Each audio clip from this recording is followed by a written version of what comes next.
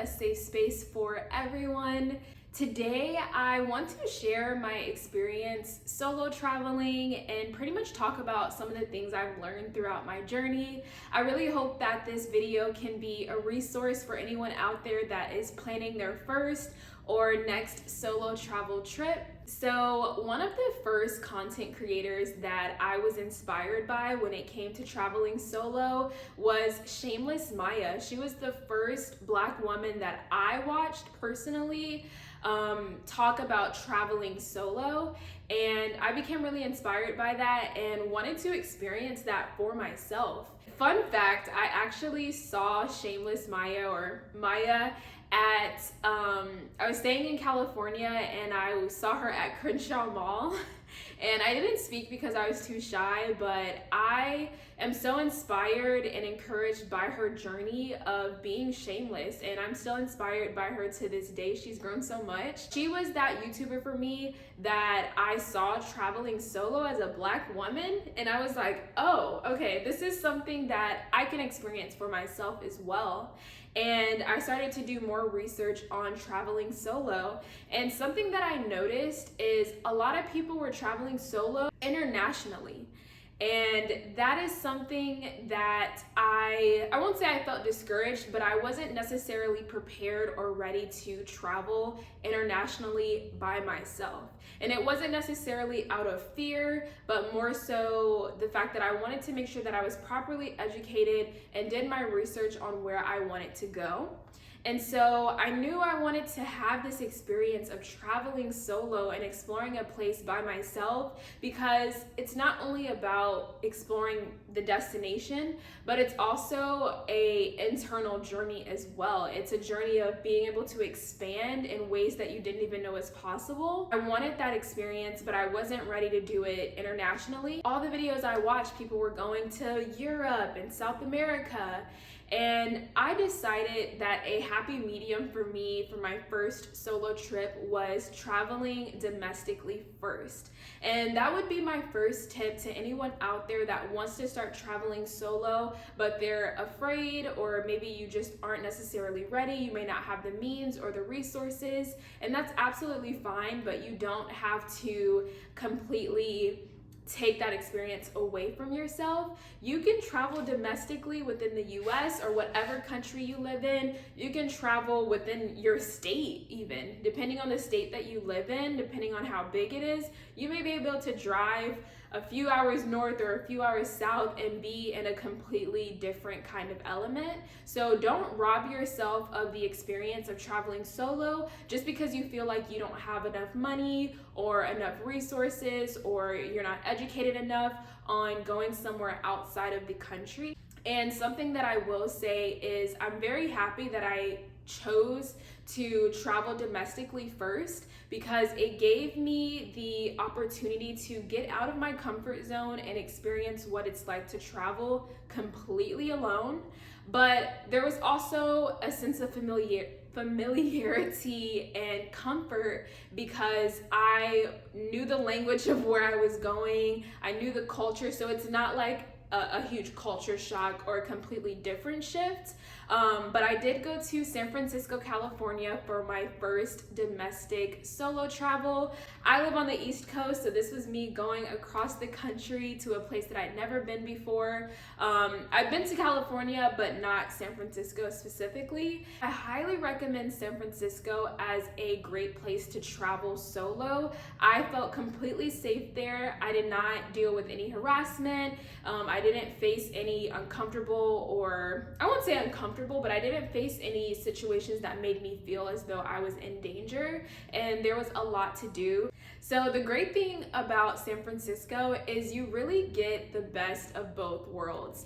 I am someone that loves nature parks, trails, mountains. I love to meditate by the ocean. I love beautiful scenic views. And that is something that you can get a taste of in San Francisco. But I also wanted to be in the city. I also wanted to see the Golden Gate Bridge. And I also didn't want to have to rent a car. So I wanted to be in an area that was walkable, or that I could take public transportation. And San Francisco was just that.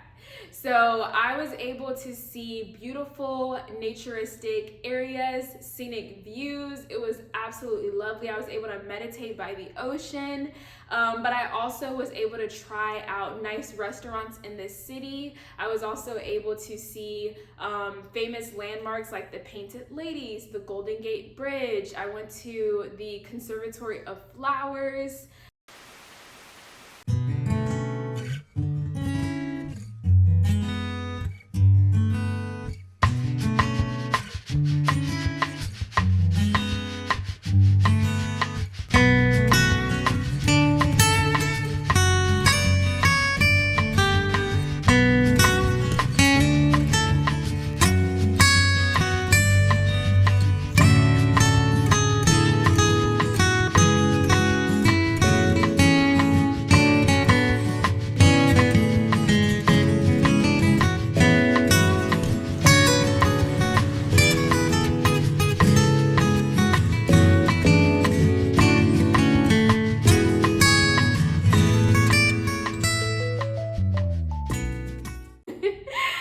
I don't know if anyone watched That's So Raven when they were younger, but that was one of my favorite shows growing up. And the show That's So Raven was based out of San Francisco. And so I went to the house that the show took place at. And I also went to the house where Full House took place as well. There's a lot of amazing architecture and history in San Francisco. Another great thing about San Francisco is it's a very progressive area, even if you just read about the history of San Francisco. And so when you go there, you can truly be yourself. It's not a place like many of the places down south where you see Confederate flags or people are treating you differently because of the color of your skin, because that is still an issue in today's age, unfortunately. But I can say that in San Francisco, everyone is very progressive, everyone is very nice, every business or even people's houses in some way show that they are inclusive and respectful of all people, regardless of what you look like, what you believe. So that's something I really appreciated there, and it shined through in every interaction that I had. I was just met with a lot of like love and light and joy, and I can honestly say I really enjoyed my international solo trip, but San Francisco, that trip will just have such a special place in my heart, and I would highly recommend visiting San Francisco, especially if you are trying to decide where you want to visit for your very first solo travel trip. So my next tip for traveling solo would be to make sure that you inform someone. And this can be a family member, this can be a best friend, this can be a coworker, but you want to make sure that when you are traveling solo, that someone is aware. That way, if something were to happen, and it doesn't necessarily have to be something severe or terribly bad, but you want to make sure that someone knows where you are, that someone is anticipating that you're checking in with them. And so for me, that person is my mom. If I don't tell anyone else where I'm going, my mom will definitely know, and I make sure to send her the details of the Airbnb or hotel that I'm staying at, my flight details, and how long I plan to stay at the very least, because again, if something happens, you want to make sure that someone knows your whereabouts and someone is anticipating that you will at least check in with them once a day or every couple days to let them know that you are okay and that you still plan to return within the time that you said that you would. The next thing that I recommend, and the tip that I would give, is know your surroundings. And I know that sounds very basic, or it may sound like, well, duh. But if you are traveling somewhere that you've never been to, especially, make sure that you take time when you're doing your research to look at the map and not just focus on the area that you plan to go to, but also look at what are the surrounding areas. What is north of I'll use San Francisco as an example. What's north of San Francisco? What's south? What's east? What's west? That way, if you're in an area where maybe you have to take an Uber or public transportation, or you're walking, and let's say maybe your phone dies, because that can happen. Even if you have a portable charger, say that dies, and say you're in a situation where you don't have access to your GPS, you want to be able to know where you're going. And if you've done your research beforehand and you know your surroundings, and let's say you see a sign for Oakland, then you will know, okay, I'm heading east of San Francisco. And if that's the direction that you want to go in, great. And if it's not, then you know that you're not going the right way. In the event that you get lost, or maybe you're feeling uneasy, maybe you're in an Uber or you're on a bus and you feel like, am I going the right way? Like, I'm not sure, this doesn't feel right. If you did that research beforehand, you'll have confidence in knowing where you are. And I'm speaking about that from experience, because in San Francisco, I did get lost. I say lost with air quotes because I went to visit this park that is in a neighborhood, and I wanted to watch the sunset there. And so once the sun set, it was pitch black. Like, this neighborhood did not have well-lit street lights. So I was searching for the nearest bus stop because my phone was about to die. So I didn't want to like drain my battery, and I was a little further out, so there wasn't that many Ubers in the area.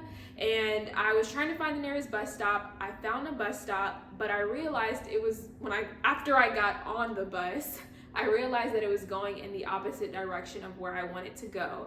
And at the nearest stop, I asked the bus driver what bus I needed to get on to get me to where I wanted to go, and they let me know I was not on the right bus and gave me directions on where to go.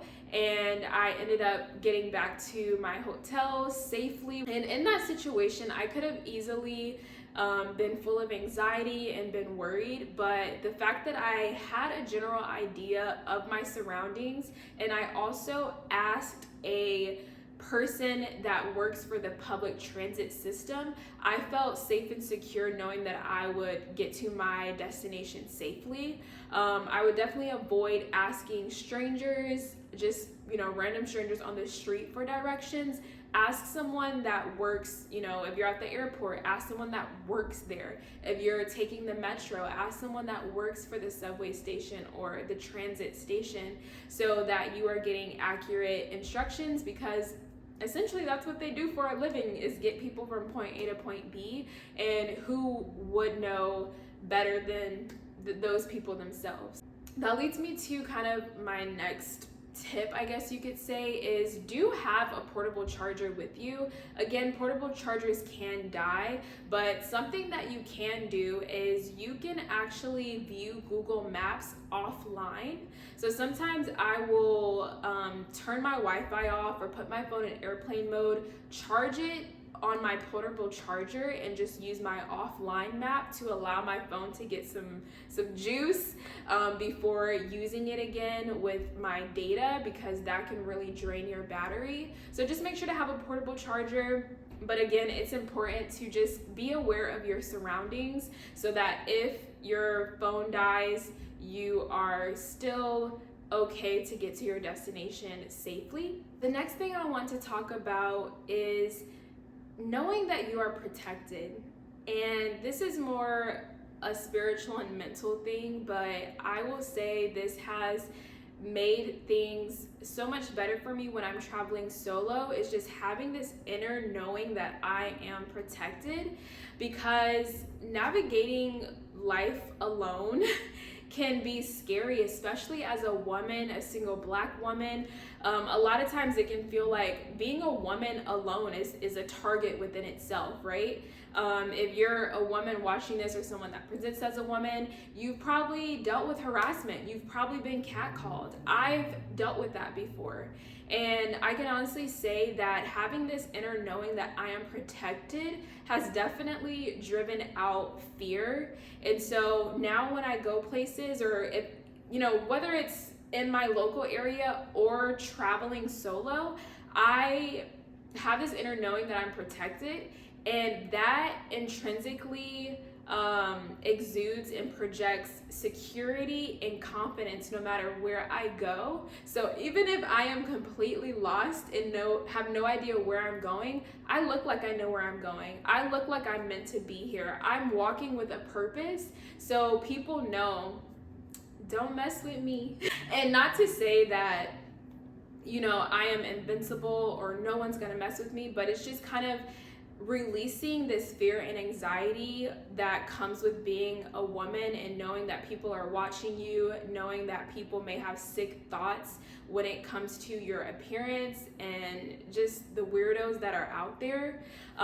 It just kind of allowed me to not go out in the world feeling like I am a target or feeling full of fear. I have this confidence now, and just knowing that no matter where I go, I am protected. There are people watching over me that care about me, and that I also have the capability to tap into my inner wisdom and just think logically. Sometimes you're in situations and you may freeze up or you don't know how to respond, but if you know, through traveling solo and spending time by yourself, you're gonna learn how to be on high alert, but also still be present in the moment. And you're gonna know how to respond to things from a place of wisdom and not from a place of fear. So just know you are protected, you are safe. Whatever you believe, your angels, your guides, your ancestors are watching over you and wanting the best for you. And when you know that, you're going to exude that and project that,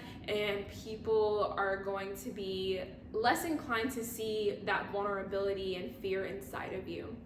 So my next tips are going to be in regards to international travel specifically. I have my phone because I did want to make sure that I touched on certain points. But I did recently go on my first solo international trip, and I went to Guatemala. I did a video talking about that experience a little bit more in depth and walking you guys through my itinerary. So make sure to watch that. I'll link it down below if you are interested. But I wanted to share some of the things that I learned throughout that journey of traveling solo internationally, because that experience is a bit different, quite a bit different than traveling domestically within your country. So the first thing I would say is make sure that you do your research. And I think that is common knowledge. I think that's pretty straightforward and common sense, but just make sure that you spend time doing research on where you want to go, the specific city within the country that you want to visit, activities you want to do, how you're going to get there. There's so many things to think about when it comes to traveling solo, especially internationally to a foreign country that you've never visited before, and you're going by yourself at that. So make sure that you do your research, and YouTube is a wonderful resource to do that. YouTube was a great resource when I went on my first international trip to Guatemala, and there are a lot of single Black women that are sharing their experiences traveling to different countries by themselves. And then you also want to make sure that you do your research on rules and requirements when it comes to visiting a new country. That is so important. One of the things that I learned in visiting Guatemala is that you are not able to visit certain parks or nature trails by yourself. And me traveling solo, I'm looking at all these different parks and places that I want to visit, but you have to have a local guide with you because it is very dangerous. Some areas within the nature parks are not walkable. You have to take a truck or an ATV, or you could risk injuring yourself. So it's very important that you make sure that you read about certain rules and regulations coming into a country, especially as a tourist, if you are not from there or have never been there. Another thing you want to make sure is that you read about the exit and entry requirements. So depending on your mode of transportation, because Obviously there's cruises and they have different guidelines on entering and exiting certain countries versus if you're just flying directly to that place by yourself. So you will likely have to fill out a form stating why you're going there. I know certain COVID restrictions are starting to lift, but depending on where you're visiting, they may require you to show proof of a vaccination card or a negative COVID test. There may be certain restrictions on what you can bring in or out of that country. So make sure that you're doing your research on all of that. Also, make sure you're researching travel advisories as well. And that could be due to that area not being safe. It could also be due to weather or climate. I know when I was in Guatemala, there was actually an earthquake while I was there, and luckily it was nothing major. I was completely safe. There were no injuries, but there are certain things that you want to just make sure you do your research on so that maybe this isn't the best time for me to visit that place because hurricanes are happening there, or earthquakes happen during this time of year. You just want to make sure that you research those things. Next thing I want to talk about is money. You want to be mindful of a few things. So the first thing, and I don't hear many people talk about this, but I highly recommend when you are traveling internationally to use a credit card. I know many people recommend using your debit card, or depending on where you go, you may have to pay with cash. So definitely bring your debit card in order to take money out of the ATM. I know when I was in Guatemala, there were certain vendors and markets on the street where all they did was take cash. But there were also a lot of other establishments that did accept Visa.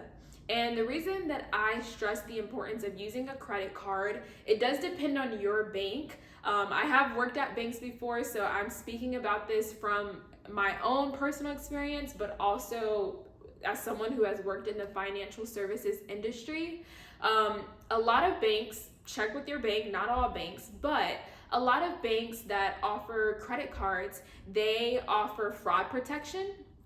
So with banks, when you have a credit card, that is not your money. That is money that is being lent to you. They are extending credit to you, but essentially it's the bank's money. And so if fraudulent transactions are coming up on your account that you did not make, the bank is going to do the best that they can to rectify that situation. And so that's why a lot of credit card companies or credit card providers offer and guarantee fraud protection. My credit card companies do, so I know that if I do travel outside of the country or anywhere for that matter, and I'm using my card and some hacker gets my card information and starts making a bunch of unauthorized transactions, I know that the bank will rectify that situation and I can just call them and submit a fraud dispute. Another thing about using credit cards, and again, this is not all credit cards, but just be sure to check with your bank. Oftentimes, there is no foreign transaction fee. When you use your debit card, whether you're taking money from the ATM or you're just making a regular purchase, you are usually going to be charged a foreign transaction fee or an ATM fee. And so not only are you paying for the price of the item or service that you're purchasing, but there's another fee on top of that. And using a credit card that does not have foreign transaction fees can eliminate any additional excessive fees. If you're using your debit card consistently in a foreign country, you never know who can tap into those card readers or those ATM machines and get your card information. And your debit card, most of the time, is linked to your checking account or in some cases, maybe your savings account. And that is your money. That is money that you worked for and that was meant for you and deposited into your account. And so you really run the risk of something happening to your personal finances. Whereas with the credit card, you don't really have to worry so much if you have that fraud protection. So if you are someone that is financially responsible and you have a credit card or you want to open up a credit card, and that can be, I feel like that's a whole nother conversation in itself, but I know when I was in Guatemala, a lot of people were like, oh, no, don't use your card, just go to the ATM, get money from the ATM. But I'm like, I'm getting hit with fees every time I put my card in the ATM. And so if this place accepts Visa, I'm gonna use my credit card so that I don't have to pay those fees and that I know my information and my account is protected. So keep that in mind. Another thing that I did when I was traveling internationally is at the end of each day, I would make sure that I got a receipt. No matter where I went, anytime I made a purchase, I made sure that I got the receipt printed out for me. And at the end of each day, I would lay out all of my receipts for that day. I wasn't like spending money crazy every single day, but I put all my receipts out on the table, and then I had my app pulled up for my bank, and I made sure that every transaction I saw on my account matched the receipts that I had. And I did have to do a little bit of math. There's also currency conversion calculators and apps that you can use, so you're able to see, because your receipt may be printed out in their currency of the country that you're in, but when it shows up in your transactions, say you're someone that lives in the US, it's going to show the amount in US dollars. And so it may seem conflicting, but when you do the conversion calculation, it'll make sense. And if it doesn't, that's when you can reach out to your bank and dispute the charge if it was unauthorized or if there was a mistake of some sort. So just make sure that you're keeping a track of all of your transactions. Thankfully, I haven't dealt with any fraud or scam or any crazy things happening with my finances traveling ever, whether it was domestically or internationally. But I just highly recommend, if you have a credit card, or reaching out to your bank and kind of asking them those questions of, what happens if I experience fraud while I'm traveling? Also just informing them that you're traveling so that they're aware of any transactions you may be making that may seem out of the ordinary for you. The next thing that I want to talk about is the language. Depending on where you're going, there may be a language barrier. I know for me, I went to Guatemala for my first solo international trip, and Guatemala is primarily a Spanish-speaking country. I will say something that you may learn in visiting different countries is there may be a predominant language that is spoken, but depending on the town or village that you're in, it may be different dialects, or they may have different ways of speaking that language. But overall, there's usually one predominant language that mostly everyone understands. And if you have never been to this country and you don't speak that language fluently, it can be a little bit intimidating. And so something that I recommend is at least learning a little bit of the language as best as you can beforehand. I spent about a month learning Spanish before I went to Guatemala, and I really just emphasized learning basic terms, like how to ask certain questions when it comes to navigating a new space, whether it's the airport or getting to my destination, asking how much something costs, being able to answer questions, and just basic conversation. And there is Google Translate. There are apps out there that you can use, so you won't be completely lost or on your own. But I will say I definitely had some experiences where people were talking to me and I had no idea no idea what they were saying, and they had no idea what I was saying. And it can be a little bit, I won't say frustrating, but it can be a little bit difficult navigating those situations. And I think that's why it's important to try and learn beforehand. When you actually get there, that is when the actual practice is taking place, because I live in America, and although I will say the area that I live in, there is a lot of people that speak Spanish. Overall, English is what is understood, and that's kind of like my default language. That's my first language. And so when you go to somewhere else where English is not the main language that is spoken, it is not people's first language, then you have to be willing to try, and you have to be willing to acclimate to their culture and understanding, and not expect them to be accommodating to you as a foreigner. I feel like I got better at Spanish just from practicing there. And when people see that you're trying, they're more inclined to be able to help, because they can see that you aren't just coming here and expecting them to be accommodating to you, but that you actually care to learn and speak to them in their native language. So you don't have to know the language of where you're going, but I would highly recommend making sure that you do a little bit of practice, learn a few things, learn a few words, greetings, of course, and there's always, Google Translate if all else fails. Those are some of my tips and just things that I've learned from traveling solo internationally and also domestically as well. I plan to do a lot more content surrounding solo travel, and I have some trips that I am planning. So if you are someone that solo travels, I highly encourage you to drop in the comments below something that you learned from traveling solo, or maybe a best practice. That way anyone that is traveling solo for the first time, they can just go through the comments and take notes for themselves and be fully equipped and ready to take on that experience. Thank you so much for watching.